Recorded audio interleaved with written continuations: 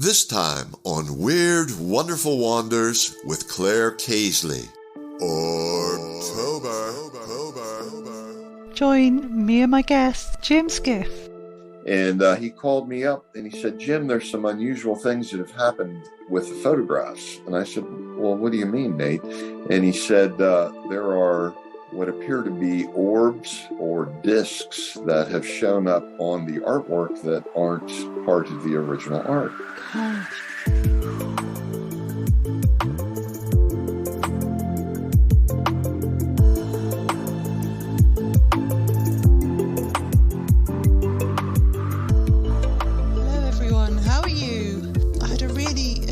Chat with Jim Skiff, and we recorded this back in May. Jim is a very talented songwriter. He's also a playwright, among other things, and he plays and sings in a band called the Skiffs with his daughter and other family members. I've interwoven one of Jim's tracks from his album Flower and Sword, which is called Indian Summer. Jim recommended this track because it's very fitting for this time of year, being the autumn. And some news for you, I've also started to do some songwriting recently. I started a songwriting course because I'm exploring creating music in different ways at the moment and using my voice in different ways, and it's been really enjoyable. I want to start this episode with a shout out to Diana, Mavis, Geraldine and Tracy, who are new members of my Fairy Whisperer Patreon community. Thank you for supporting my creative work.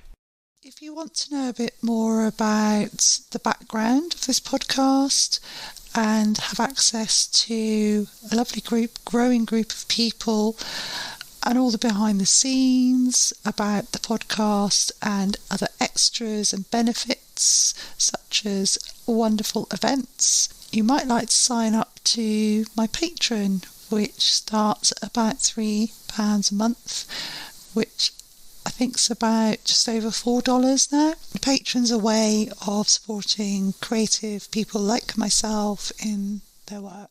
I'm currently recording series 2 of Weird Wonderful Wonders, and I would love to hear your stories for the show. You can email me at weirdwonderfulwonders@gmail.com. I'm also on Twitter, Instagram, and I have a Facebook page, All Weird Wonderful Wonders. Love to hear from you. Please email me or send me a voice clip of your experience for a chance to be featured on the show. If you're in Devon and you'd like to walk and talk with me, whether you're on holiday or you live down here, I'd love to hear from you too. Enjoy this episode and I'll come back to you at the end. He gathers his gold on the sidewalks and streets of the town. The leaves mother load lines the ditches and Good morning, Claire. How are you? Hi, Jim. It's lovely to meet you finally, because we've been chatting a bit on Facebook, haven't we, through my fairy group that you're in, Fairy Group Whispering. And you're talking to me from Pittsburgh in Pennsylvania, USA. Indeed. So yeah, thanks for getting up to chat with me. It's morning with you at the moment, isn't it? Yes, indeed. About 10 a.m. Yeah, and you're very talented because you're a recording artist and composer. And I've been listening to some of your wonderful music as well. So much. Yeah, really been enjoying that. And I've got you on the podcast today to talk about some orb experiences that you shared with me. And I just wanted to talk with you a bit more about them because they're really interesting. So you mentioned an experience, you've had several, and I think the first one was when you were in your 20s. Indeed. Right? I had returned to my hometown of Waterford, Pennsylvania, which is up in the northwest corner of the state. After living in Los Angeles for about 4 years, I went to school there and was looking for opportunities in the recording industry and had a number of near misses, but things really hadn't worked out for me. So I returned back to my hometown of Waterford, and I asked my father to teach me his trade. He's a bricklayer, and I'd worked with him when I was in high school, of course. And I said, Dad, this is crazy work. I'm never going to do this. You know, you're out of your mind. And after being out in the world for a few years, I realized that there were some very valuable lessons to be learned and from my dad. And I also, excuse me, I really enjoyed being outside. And he said, okay, I'll teach you the trade, but it's going to take you about 5 years to master it. You have to promise me you'll work with me for that amount of time. And after that, you can do what you will. So I said, sure, I'll do that. And I've been working with him for several years. And one morning we were on our way to a job in the early pre-dawn hours. And we pulled up to a stop sign in a rural area near a sugar grove of maple trees that had belonged to my family in years past. My grandfather and my great-grandfather both used to make maple syrup there. However, I believe during the Depression, they lost the property. So anyway, we pulled up to a stop sign near the maple grove, and in the distance, there were 3 balls of light very high in the sky that began to descend over the top of the maple trees towards us. And as we sat at the stop sign, they lined up sort of in a row in front of the windshield. And it was difficult to tell how far away they were. They could have been 50 yards. They could have been 100 yards. They could have been 10 feet. They had, they were very clearly defined, very bright in the pre-dawn hours. And I had the impression that they were generating light and heat in another dimension, if you will. And out of my peripheral vision, I could see the reflection of a bright white light on the siding of a nearby building. And they seemed to study us for a while, I don't know, 5 seconds, 10 seconds. And then all of a sudden, they just kind of darted away in sharp right angles to each other and disappeared. And at the time, my father was in his late 40s, and was a bricklayer, a man of the earth, not given to a lot of mystical types of experiences. And he looked at me and he said, Jim, did you see that? And I said, yes, I did. And he said, do you know what they were? And I said, I have no idea. I've never seen anything like that. I've never heard of anything like that before. I had no experience or knowledge of orbs of any kind, leading up to that event. And we both just kind of shook our heads and went to work. And I didn't really think too much of the experience at the time. I mean, I thought it was very unusual, very interesting, but I had no framework within which to put it. Yeah. And so maybe, I'm going to say maybe 2008, 2009, somewhere around there, I was watching the History Channel with my daughter, Erin, who was about 10 or 11 years old at that time. And they played some very startling footage from Oliver's Castle, which is in Wiltshire, I believe. Yes. It's there's quite a bit of controversy about the footage. it shows two orbs kind of circling a field, and as they're circling the field, a really lovely and intricate crop circle emerges below them. Yes. I'm sure you've seen that footage. I have seen it. Yes, it's really fascinating. Oh, it really is.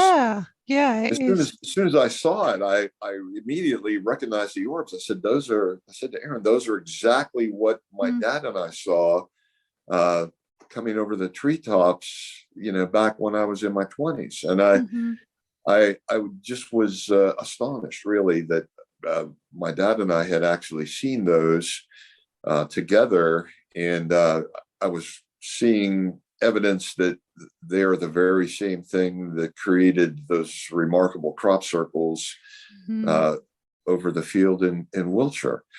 And, I remarked on it to my daughter, and, I started looking up as much information as I could about orbs. Then we could fast forward to 2011.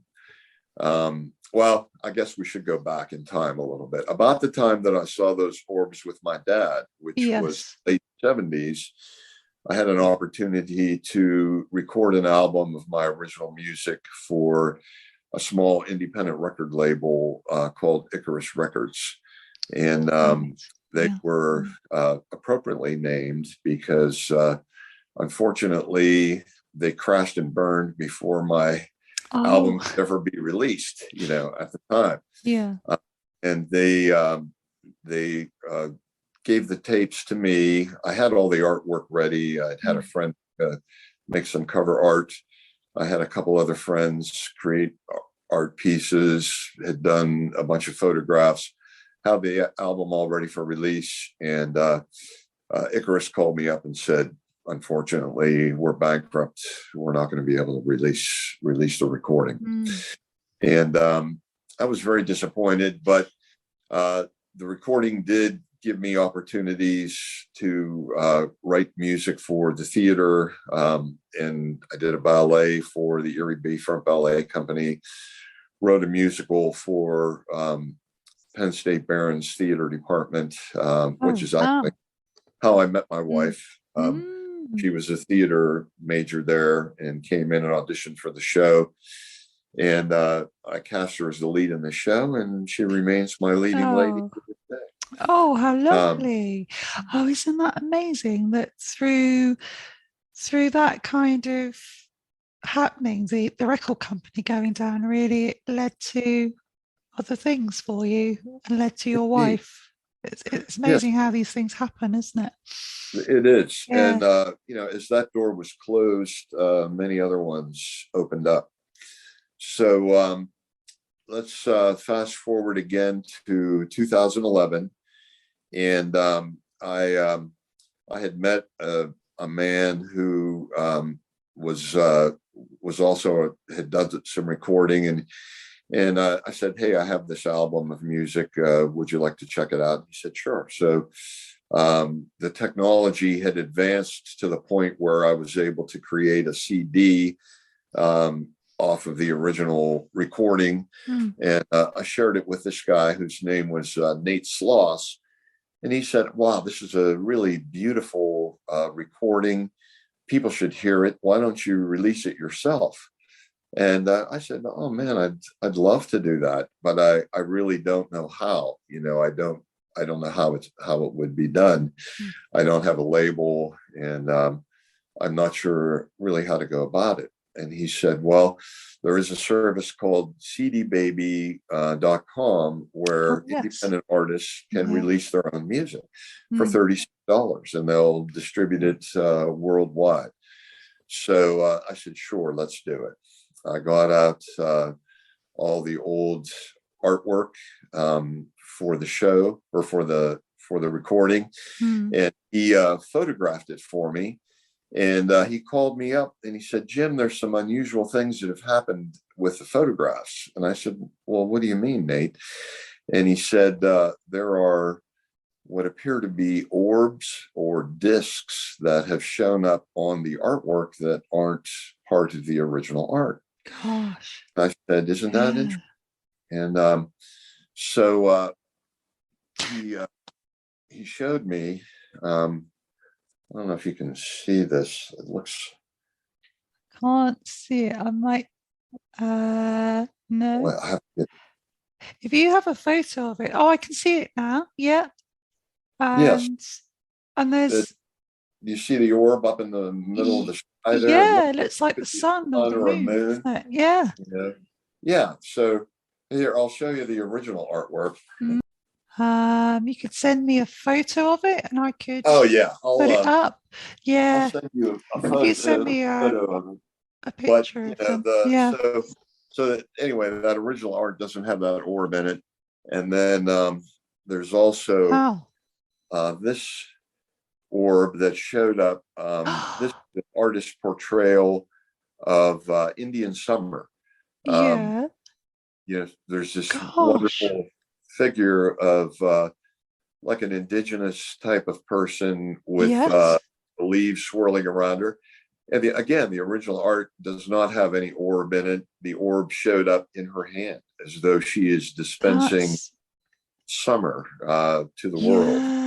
That's amazing. So the music was all recorded in 1978 and 79, which is about the time we saw the orbs in sky. And it's also right around the same time that the artwork was created for the album.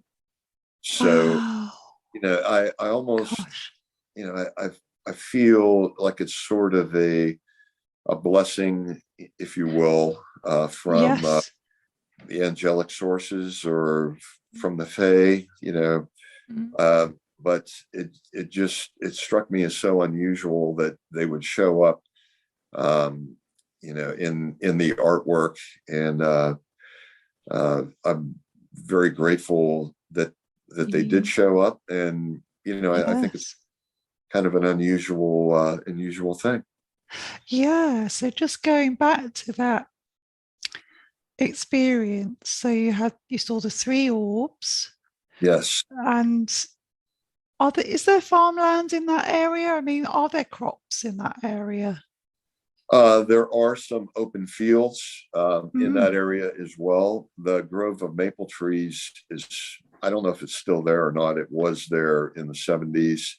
Yeah. And a big open field right beside it, which is now, unfortunately, a trailer park. But,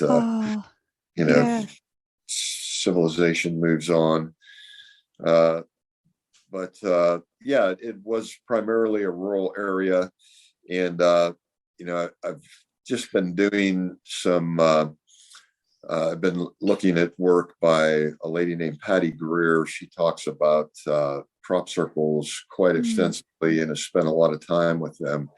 I don't know if you're familiar with her at all.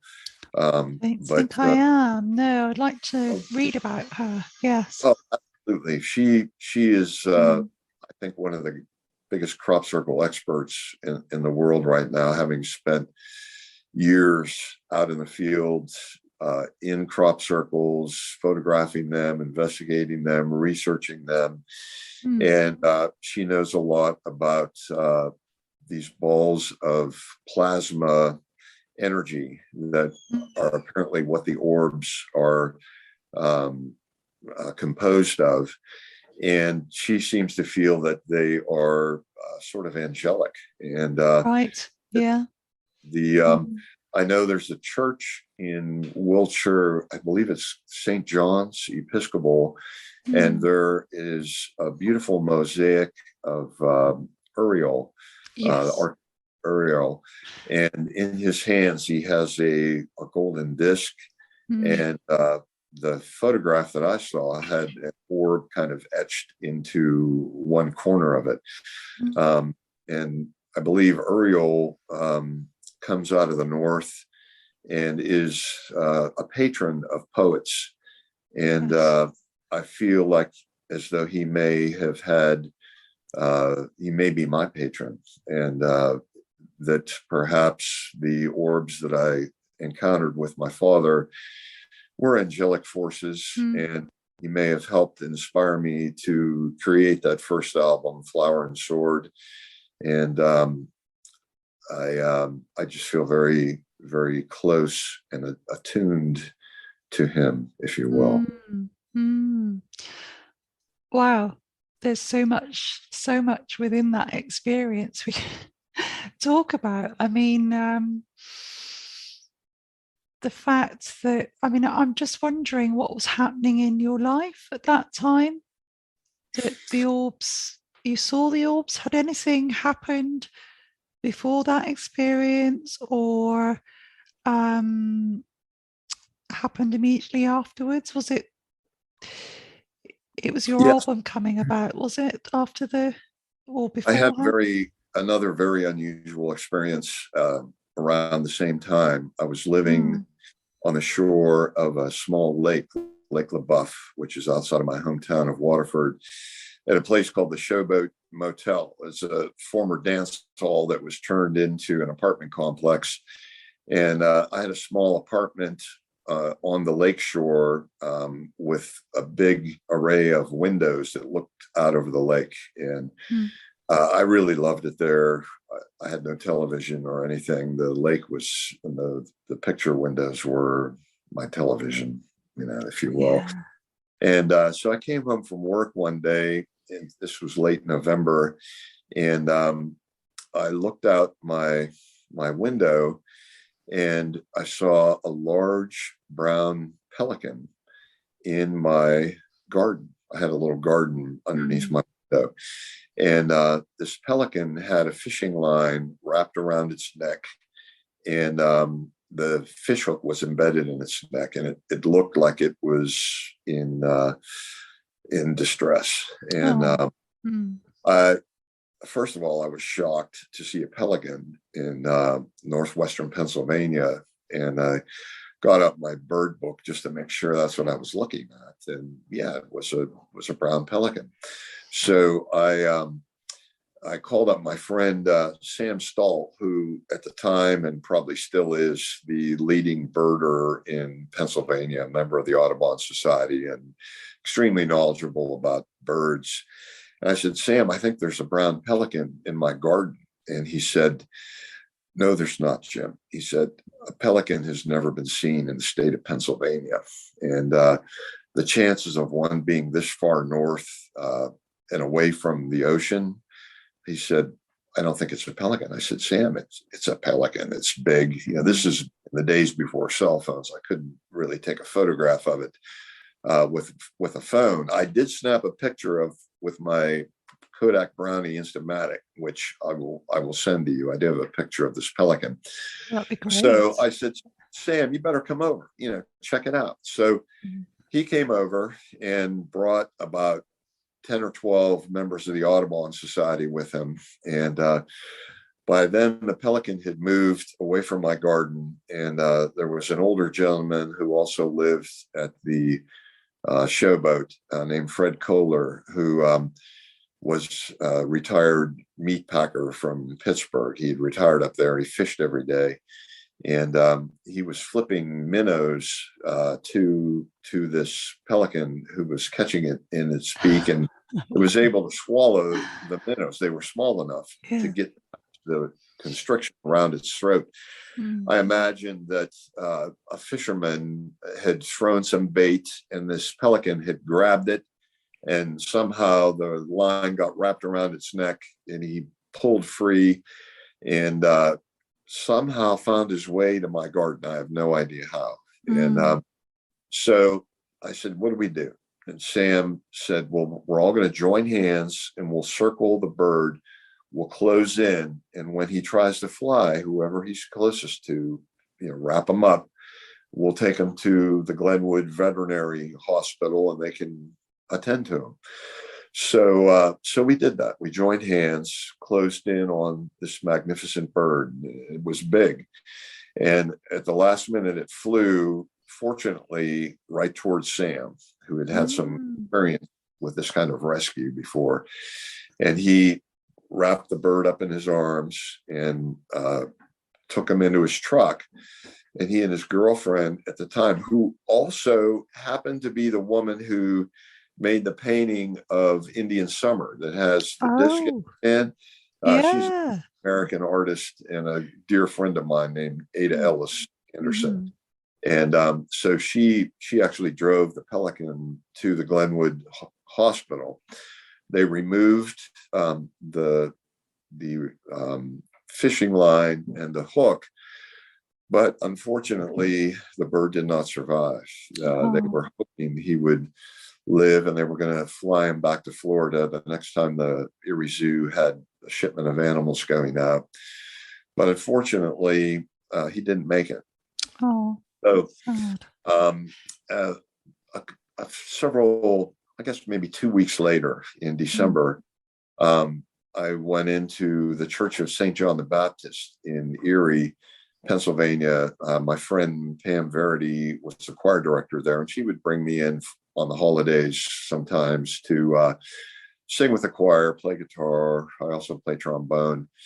And so I walked into her sanctuary, went up into the choir loft, and I looked down, and over one of the side altars, I saw a mosaic of a brown pelican, and it had 3 babies who were tearing its flesh, eating its flesh, and drinking its blood.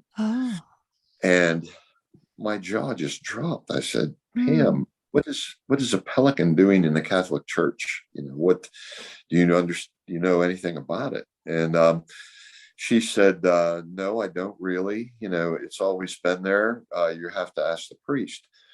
So I talked to the priest, and he said that during the Middle Ages, the pelican became a symbol of Christ. And the people believed that in times of famine, the pelican would allow its babies to eat its flesh and drink its blood.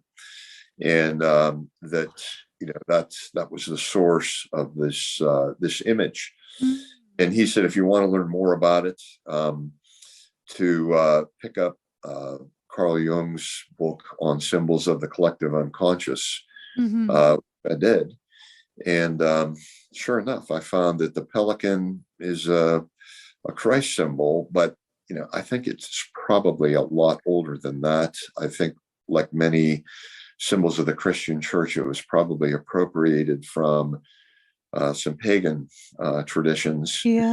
I don't really know exactly where. I do know that the great philosophical pelican is a symbol that is associated with alchemy and the Philosopher's Stone. The Philosopher's Stone and the great philosophical pelican are one and the same. So this was just a really powerful intrusion of a symbol from the collective unconscious into my life.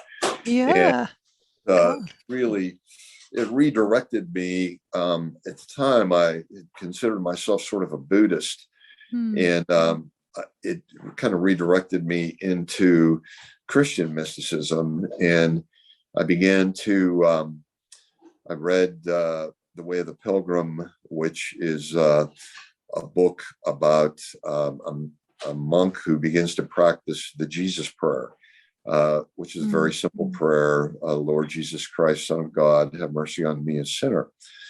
And so I began to practice that prayer using some techniques I had learned from Nichiren Shoshu Buddhism. When I lived in LA, I had chanted Nam-myoho Renge-kyo with the Nichiren Shoshu Buddhist people. And it became sort of a prayer wheel that descended into my heart center.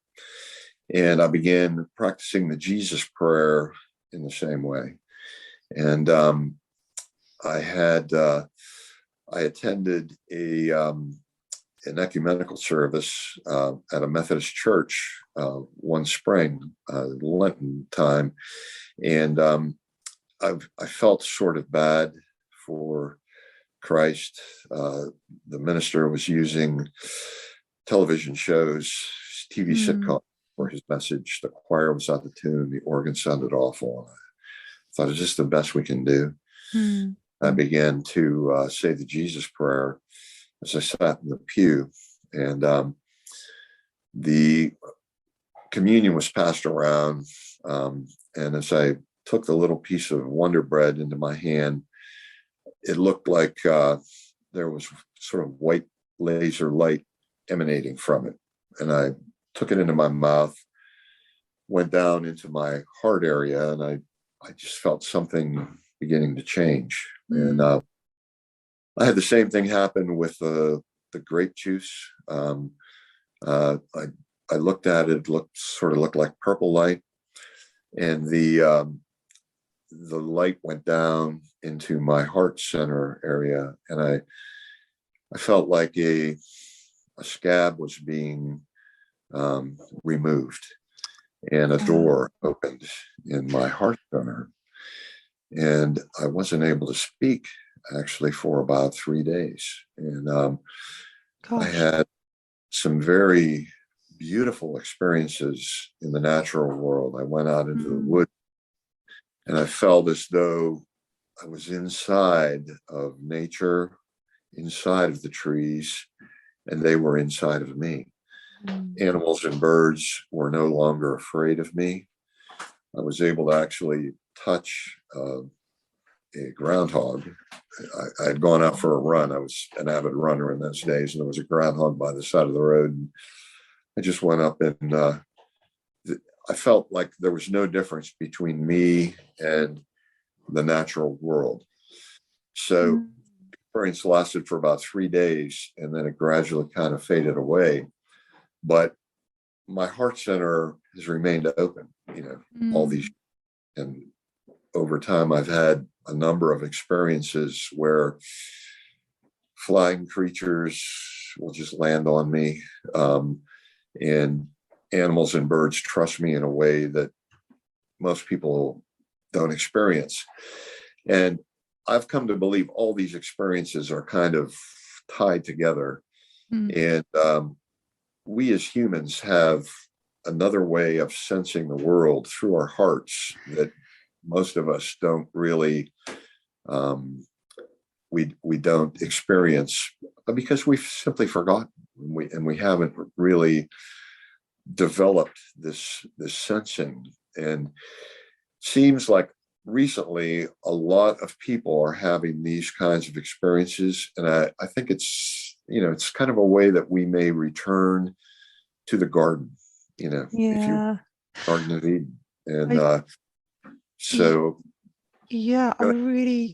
I really feel the same. I'm noticing the same. And I thought you did. You did. That's the conclusion I come to through my connecting with nature, and the unseen fairy realms, stuff that I feel I connect with. It's definitely through the heart. And that's the key to this connection on another level.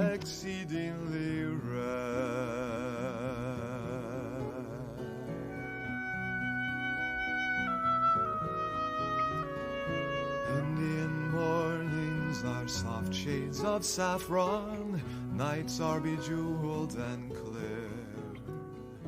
Gardens lie withered. I was very fond of butterflies, and had a very large collection of butterflies, and I would just spend hours outdoors stalking them, chasing them, collecting them, following them, with my eyes, and they move very quickly. And I think it may have had an effect of sort of helping to reprogram my brain a little bit.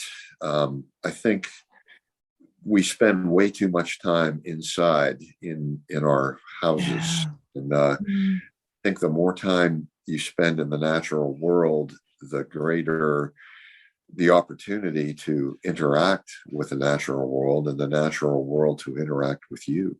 And I did have a number of odd illnesses as a child. I was sick quite a bit, and I've come to believe that it was they were shamanic illnesses that were uh, weakening my body in order to strengthen my spirit. Mm. And, we don't really talk about shamanic experiences very much in our culture, and we don't really have a frame for them. I had pneumonia 12 times as a child, and I missed Gosh. a huge amount of school, but I spent a lot of time drawing pictures, writing poems, writing songs, and I think that time helped to give me a little different perspective on things. And I don't really recall any remarkable metaphysical type of experiences other than synesthesia, which I still have to this day, where I experience visual things as sound and as feelings, like the isness of an object is something that I feel inside of me, rather than, I mean, I look at it, I see it, I experience it, but there's like another way of experiencing things that I had as a child. And I think all those illnesses and time away from school was good for me. I'm smiling because I recognize your experience, because I had a very similar experience growing up. And it's interesting to see it, hear it put in those terms as being a shamanic experience, initiation, because I had recurring tonsillitis. Mm-hmm. So I was off, and it was really bad, to the point where I nearly died at one point with it, because my temperature got so dangerously high. And Did you, when you were in that feverish state, did you have any interesting experiences? I had, strange dreams, kind of felt a bit kind of out of body, not really in my body sort of experiences. Right. Like astral type of projection, perhaps? Yeah, perhaps it was. Yeah. Very vivid dreams, very almost felt that the spirit world was very close. Mm-hmm. And the Who has a song, "Sickness will surely take the mind where minds don't usually go. Come on the amazing journey and learn all you should know." And I think there's deep truth in that. I did have a severe head injury when I was 15 that really changed the course of my life. I was playing football, and I was really a pretty good athlete. I was the starting quarterback as a 10th grader. You're probably not familiar with American education, so to speak, but anyway, I was hit by a couple of guys at the same time, knocked unconscious, and began having a lot of unusual kind of neurological symptoms. And I ended up missing almost my entire sophomore year of school from the head injury. They didn't really have MRIs or anything at the time. So they diagnosed it as a jarred brain, and they just said, just rest and you'll recover. And so in my 40s, I had to get an MRI because I had a fall and hit my head. And they got all excited. And they said, "Did you know you have an encapsulated cyst in your brain in your right front temporal lobe?" And I said, and they described it, and I described my experience as a sophomore, and that's probably it. Your brain has healed itself, and you've recovered from that. But back when I was 15, at the time, I lost a lot of my mathematical reasoning, and I had issues with the left side of my body. So I talked my parents into getting me a guitar to help me recover the use of my left hand. And that's when I started playing guitar. And almost immediately I began writing music. And I've learned maybe 10 years ago, there's a book out. There's a place in the right front temporal lobe of your brain that if you get an injury in that area, you automatically start composing music. It's like it's some kind of a strange little connection that you have there. And so, before the injury, I thought I was going to be an architect or a lawyer or, an engineer or something like that. After the injury, I started writing poetry, started writing music, and changed my life. And if I hadn't had that head injury, I never would have met my wife. I never would have done all the things that I've done, and I never would have met all the people who are the most important to me. And so what appeared to me at the time to be a horrible thing, a horrible event that, why me? Why did this have to happen? Turned out to be a beautiful blessing.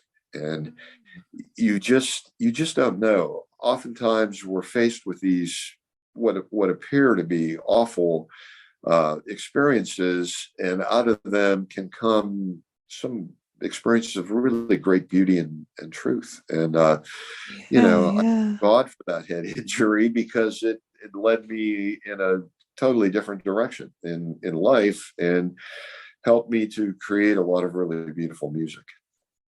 Yeah, that's so interesting about the music.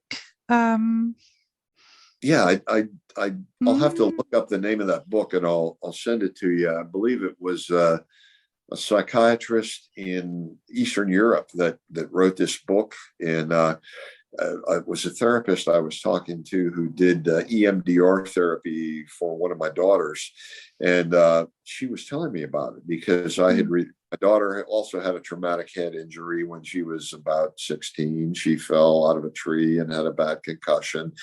Kind of changed the course of her life as well.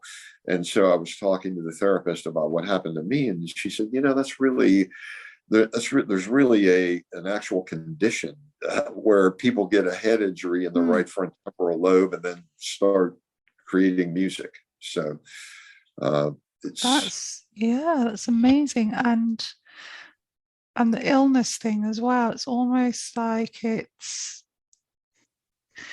puts you on this kind of the edge of the veil, really, isn't it? And you can access. Did you find that you were felt more in touch with the other realms? Absolutely. Experiencing, absolutely. And I've written a lot of poetry and a lot of music, and it's almost like you're inhabited by a greater power, for the time when that inspiration, that it hits. It's as though the muse takes you over, and these beautiful things just come out of you, and you don't even know where they come from. And,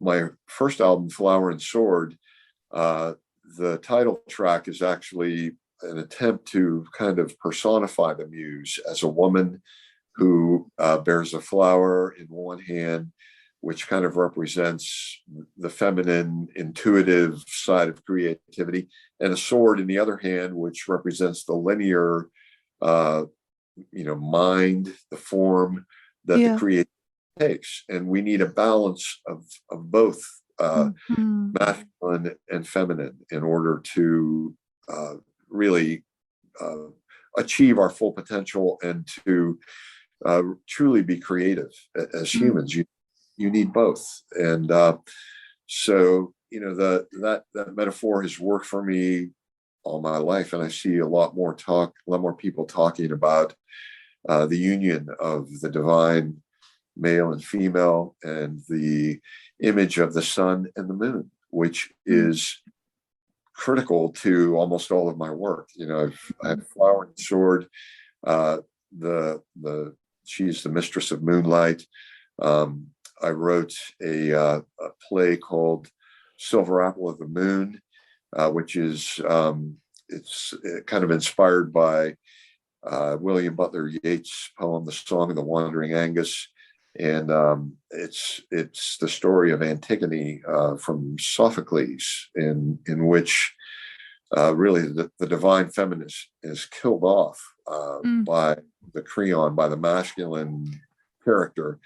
And that's the play where I met my wife, Wow. that.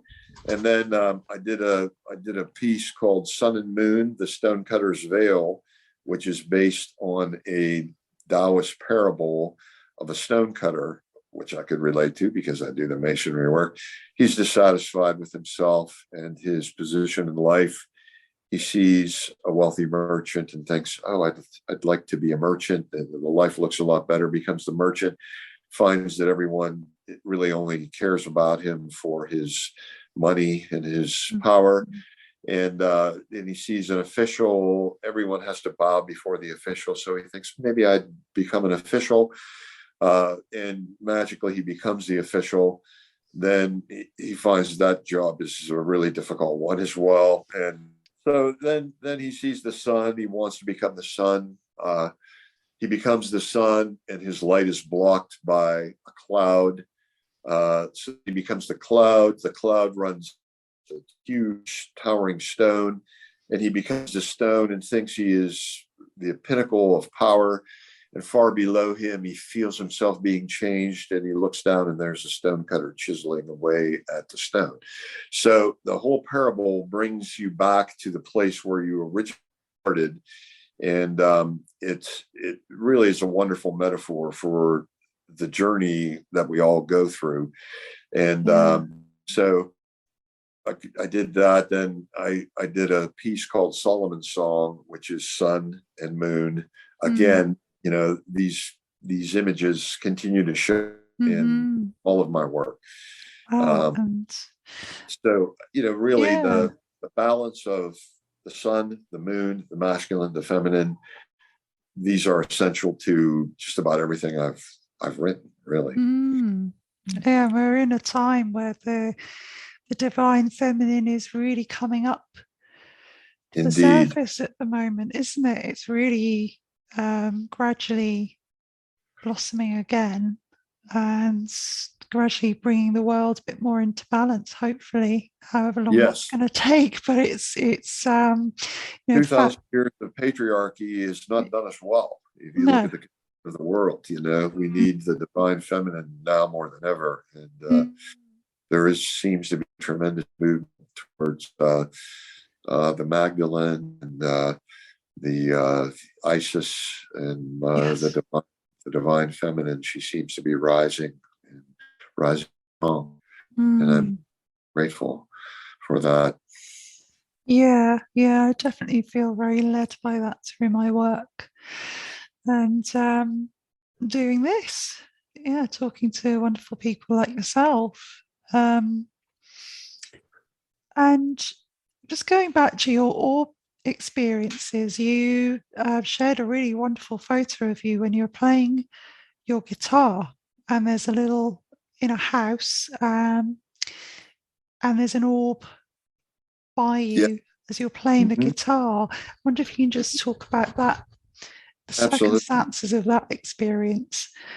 Yes, I lived for about 6 years in a Victorian mansion that was built around the 1830s, and I rented the servants' quarters from the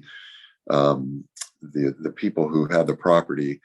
And there was a wonderful antique store in the basement, and the house was full of antiques. And I did a photo session for the play Solomon's Song that I mentioned earlier. And the photographer was snapping some pictures of me in the library of the house. And afterwards, he showed me one. He said, "There's something odd in this one. It looks like a little ball of light right between your hands." And I looked at it and I said, yeah, it certainly is there. I mean, do you know what it is? And he said, I don't know. Maybe it's something on the lens. I don't really know what it was.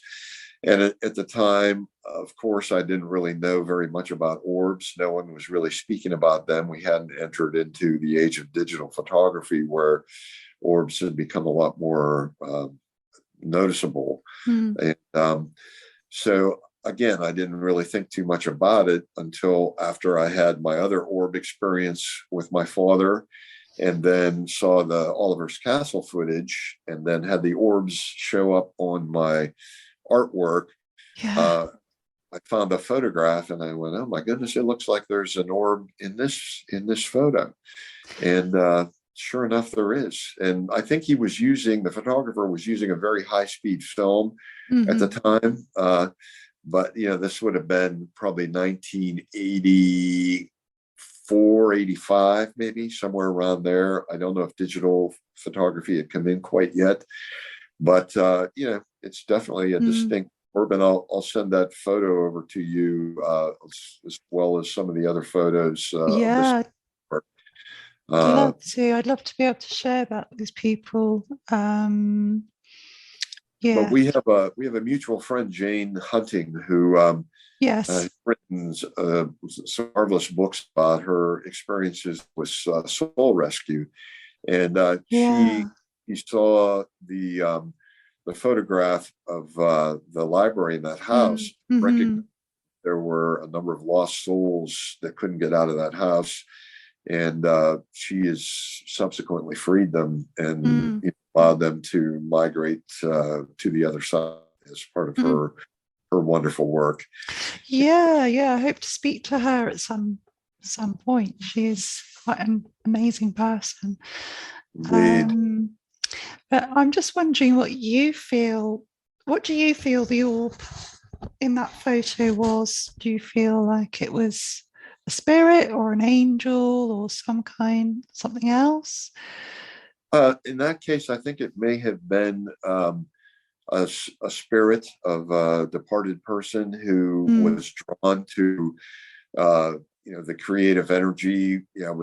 I had just finished singing a song, and I was talking about it with a lot of emphasis. I had my hands up, and it just showed like right in between my hands. And Jane said that she maybe 30 lost souls in that house who weren't able to get out, and I think maybe one of them may have been drawn to the light of the energy that I was creating. Right. Yes. And those balls of plasma energy, I think there are definitely some of them represent the souls of people. Some of them are angelic in their origin. And also, I believe that is how the Fae reach us sometimes. They communicate to us through those orbs. I believe you may have had some experience along those lines yourself. Yeah, I have experienced them as orbs. I've had experiences with spirit as well. So I think, as you say, it's a complete mix, really. And I know that I quite often see an orb, which is a little blue orb that shows up just out the corner of my eye. And I had a friend stay a couple of weekends ago, a very close friend of mine, and she, as we were talking, she said, I hadn't said anything about these orbs that I see. And she said, oh, as you were talking, I was talking about fairies, actually. She said a little blue orb showed up around my aura. And I said, well, that's something I see quite a lot. So for somebody else to see it was great confirmation, because you think, oh, I'm just imagining this. And actually for somebody else to say, I just saw a blue orb next to you. I thought, I see that a lot. So, I think it really helps to have someone to confirm some of these types of experiences that we have. So often they are disregarded as a figment of your mind, or something that you saw fleetingly out of the corner of your eye. And the rational mind tends to always try to dissuade you from believing something that can't be explained in rational. Yes. In reality, there are like our physical eyes, we only see about 2% of the light waves that are out there. What else is going on that our eyes don't pick up?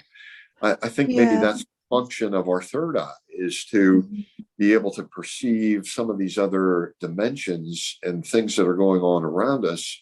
And as the third eye is opened up by meditation and spiritual practice, then those other realms become more visible to us and accessible. You practice meditation yourself, and our light bodies are really more of who we are than our physical body. We tend to think that this material body that we all have and see is all there is to us, but our light bodies are really the framework upon which the flesh is built. And in this way, we resemble God. This is how we're created in God's image, is in our light body. He doesn't look like us. He's light, he's sound, he's vibrating, and all around us. And as these parts of us develop, then that information is accessed, available, and begins to flow through us in a beautiful way. Yes, definitely. And in relation to your seeing the three orbs over, nature and trees and things, I stayed in a very old cottage a few years ago. And it had an amazing garden that went up the back of the house, and it was full of wildflowers. And I remember the first morning I was there, getting up and going downstairs, and I saw a little white and gold orb just briefly floating by. And I thought, well, that's come through. I just immediately knew that had come through from the garden, and it was nature spirit. Very beautiful. Because you just, like you say, you just feel it in your heart, don't you? It's something you just feel. You just know what it is in your heart at the Indeed. time. And that heart knowledge is so much more profound than the intellectual understanding or the perception through the rational mind. It's a knowing that pervades your whole being. And, you're very fortunate to be able to experience that. And I just feel that it's my responsibility, really, to share these experiences and not keep them to myself. And Indeed. And I think the human race as a whole, we need to reconnect with the nature spirits and with the elementals and help facilitate the restoration of our planet. That it's our blind ignorance and arrogance has led us to use the planet rather than work with it, and resulted in all of the horrible things that we see going on, changes in climate now, and flooding, tornadoes, all of those things are amplified. And I think it's really important that we reconnect with nature in a very visceral way. I think nature's trying to communicate that to us. I think definitely. A lot of crop circles and a lot of the things that appear they're symbolic language. Nature is trying to reach us and tell us we need to change our ways. And it just seems sometimes it seems like no one is really listening, and Mm-hmm. we just continue burning fossil fuels. The tundra and the permafrost is thawing, releasing all kinds of methane into the atmosphere. We see 52% of wildlife, flora and fauna, have become extinct in the last 40 years. Mm. And we need to make extreme changes, and soon, and reconnect with the nature spirits, with the elementals, and with our mother, the earth. She's crying and she needs us, and we can no longer continue down this path that we're on. And I appreciate you, Claire, and the work that you are doing to bring the world of the elementals into our consciousness and into our awareness. And I feel like you're kind of an ambassador between the fairy realm and ours. And thank you. I love your artwork, and I really appreciate you. Thank you very much, Jim. Well, it's likewise, I think it's such an honor and privilege to meet people like yourself that are on the same wavelength, and all of us together, we have a voice, don't we, to be able to, in any small way, contribute to changing the world. And it doesn't have to be anything huge. It can just be protecting our local environments in some way, or planting a tree in the garden, or looking after the wildlife. It's all these small things help in some way, don't they?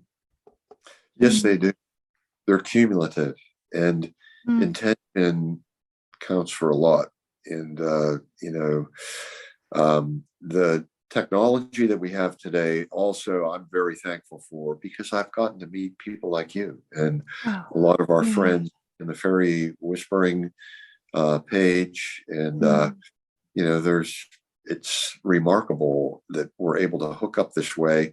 And I feel like the Facebook and the internet is kind of a precursor to the natural interweb, if you will, that exists, that I'm hoping we can all kind of tune into and reconnect ourselves in a much more direct way. And yes. I've read that in the past, during the age of Atlantis, there was a light grid that covered the planet, and that there were focus points. There were places where people could go to travel using I don't know, some kind of a light grid system, and I think it could be restored. And I'm thinking these types of things are what will be happening in the new age, that the people will be connected in a much more immediate way, and in a real way. And I think a lot of the work that we are doing right now is preliminary to bringing this about. And well, I appreciate your time today, Jim, talking to me. It's lovely to meet you in person after chatting with you over the last few weeks in my group and messages and things. So it's nice to see you in person, and makes, like you say, technology makes the world a lot smaller. And appreciate all you're doing as well with your local area, which I'd like to talk with you about some other time, if we can, about your special place that you have. So we've only got about 7 minutes left. So Time flies. Yeah, I know. Is there anything else? You said some lovely things, but is there anything else you just want to say to end on? Anything about your music or any message that you want to share? Just that we all need to remain in our hearts as much as we possibly can. Our modern life tends to put us all in our heads, where we're thinking. Our head is really good for determining, is it this or is it that? Is it up or is it down? Is it right or is it left? Is it right or is it wrong? It's a constant chattering that's going on. And I think if we all can spend more time in our heart center, we can see how people and all living creatures are deeply connected. And it is through this space where we will reconnect with each other, not feel so isolated, and change the world. And I just would like to thank you for this opportunity to chat and be a part of your podcast. And thank you for your beautiful artwork, because it speaks from the heart to me, everything that I see that you do. And I think this is really the key to human evolution, really. It's through our heart center. And I just want to thank you for this opportunity, and keep up the good work. Thank you, Jim, and you too. And thank you for your beautiful music. And thank you for sharing it. Indian summer and winter's a rumor that I'd really rather not hear.